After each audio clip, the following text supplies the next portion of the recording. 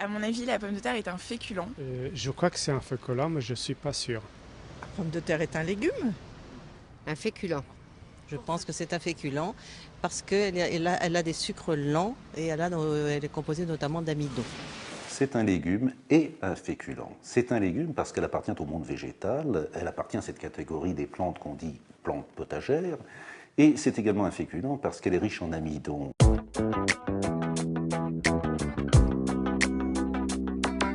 Je ne sais absolument pas vous répondre sur la composition exacte d'une pomme de terre, non? Il y a la peau, la chair, mais alors ce qu'il y a dedans exactement, ce que ça peut nous apporter, je ne sais pas. Je ne suis pas sûre qu'il y ait des vitamines en revanche. Moi, je pense que la pomme de terre, il y a beaucoup de vitamines. Bon, je sais pas, il y a la peau, il y a la chair, il doit y avoir beaucoup d'eau, je pense, dans la pomme de terre. Des vitamines, non, il ne doit pas y avoir grand-chose. Non, je crois pas. La pomme de terre, c'est 20% de matière sèche. Ces 20% de matière sèche sont composés essentiellement d'amidon. On compte entre 16 et 18 grammes d'amidon pour 100 grammes de produit. C'est en général environ 2 grammes de protéines végétales mais de bonne valeur biologique. Ce sont également 1 à 2 grammes de fibres et très peu de corps gras, puisqu'on compte 1/10 de gramme de lipides dans la pomme de terre, et bien sûr des vitamines et des minéraux. Ce sont ces vitamines et ces minéraux qui confèrent à la pomme de terre une forte densité nutritionnelle par rapport à une densité énergétique extrêmement raisonnable, puisqu'on compte en général en moyenne 80 kilocalories pour 100 grammes de produits frais. Alors, c'est un contenu riche en glucides, ces glucides complexes qui sont le carburant de l'effort lent, c'est de la vitamine C qui, alliée à des caroténoïdes, des polyphénols, tous ces pigments que l'on trouve dans la pomme de terre, confère à la pomme de terre un pouvoir antioxydant, c'est-à-dire contre le vieillissement cellulaire. C'est également du potassium. Eh bien, le potassium, il est impliqué dans la contraction musculaire, il est donc extrêmement utile dans l'effort. C'est encore, bien entendu, des fibres qui, alliées justement à cet amidon, confèrent à la pomme de terre un pouvoir de satiété extrêmement important. À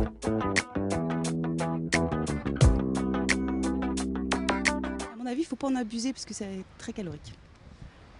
Oui, je pense que la pomme de terre s'inscrit dans une alimentation équilibrée, simplement parce que quand j'ai moi-même fait un régime, on m'avait conseillé de conserver une portion de féculents, donc voilà, je continue à manger des pommes de terre. Ah non, je pense que ça fait plutôt grossir, oui.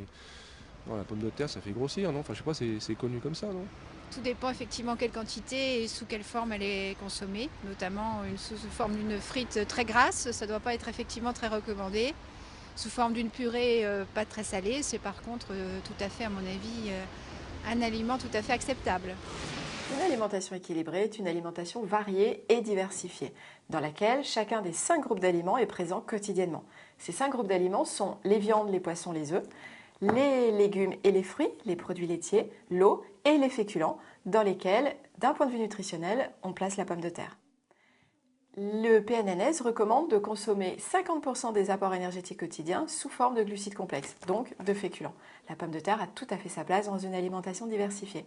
Mais attention au mode de préparation, puisque si vous rajoutez de la matière grasse, ça va augmenter la valeur énergétique de votre assiette. Donc attention, le mieux est quand même de consommer les pommes de terre à l'eau avec la peau. La pomme de terre est un vrai aliment santé. On y trouve en abondance des minéraux, des vitamines et des oligo-éléments. Parmi les minéraux, le plus important est le potassium, qui va vous permettre de lutter contre l'hypertension artérielle, mais aussi contre l'ostéoporose et contre les accidents vasculaires cérébraux. Vous allez également trouver dans la pomme de terre du magnésium. Une portion de pomme de terre va vous apporter 20% des apports nutritionnels conseillés quotidiens en magnésium. Le magnésium vous permet de lutter contre le stress et contre la fatigue intellectuelle. Le troisième minéral que l'on trouve en abondance dans la pomme de terre est le phosphore. Une portion de pomme de terre par jour vous apporte 20% de vos apports nutritionnels conseillés pour un adulte en phosphore. Le phosphore vous permet d'avoir des os et des dents solides. Parmi les vitamines, toutes les vitamines du groupe B sont présentes en quantité intéressante, plus particulièrement la vitamine B6 qui va vous permettre de renforcer votre système immunitaire. Vous avez également la vitamine C, des oligo-éléments, du fer, du zinc, du cuivre, de l'iode, qu'on trouve en quantité intéressante dans la pomme de terre. La pomme de terre est un des rares féculents qui vous apporte des minéraux, des vitamines et des oligo-éléments. Bref, la pomme de terre est un féculent très intéressant dans une alimentation variée et diversifiée.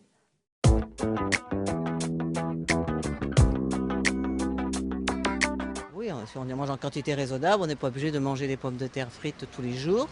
Les pommes de terre à l'eau, oui, absolument, oui, oui, avec cuit de vapeur, absolument, on peut rester, oui, oui. Oui, oui. Je mange au moins 4 fois par semaine et je voyais, je ne suis pas gros.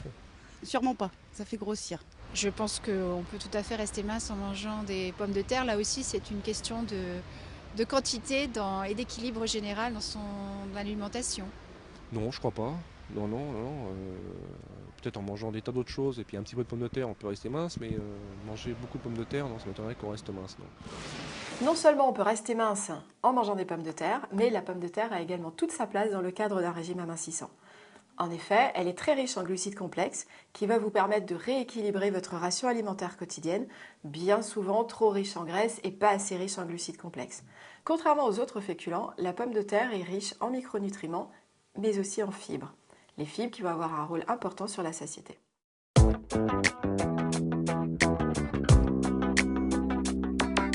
Les pommes de terre, pour faire un pomme de terre écrasée. Tu sais, je les cuis en robe des champs, après je les épluche, je les écrase avec de l'huile d'olive, des olives, tout ça. Bah, tu peux le faire avec de la charlotte si tu veux, sinon tu as aussi le repas. Alors comment on reconnaît une bonne pomme de terre, Joël?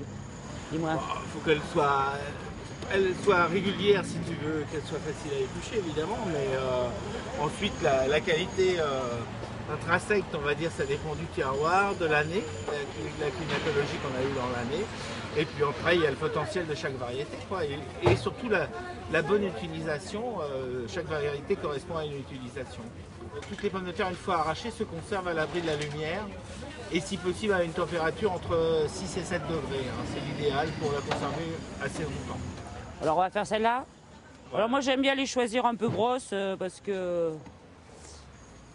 pour les éplucher c'est plus simple. Surtout pour faire ça, quoi, comme on va les écraser après à la fourchette. Oui. Bon bah écoute, avec tout ça, je crois que je vais y aller, hein. Je vais leur préparer quelque chose, hein. Ça va être super. Ouais, faut bien que j'aille bosser. Voilà. Donc pour notre recette aujourd'hui, on a pris des charlottes. On les cuit dans de l'eau, départ à froid, avec du thym, du romarin, des gousses d'ail et du gros sel. Donc on cuit toujours les pommes de terre avec la peau, en robe des champs. Et c'est pareil, quand on les épluche, on les refroidit pas les pommes de terre, on les égoutte et on les épluche encore tièdes. Donc là, vous voyez, on écrase facilement à la fourchette. On rajoute nos olives, l'huile d'olive. Voilà. Donc ça, c'est une petite garniture qu'on peut faire en 25 minutes. Ça change un peu des frites du congélateur.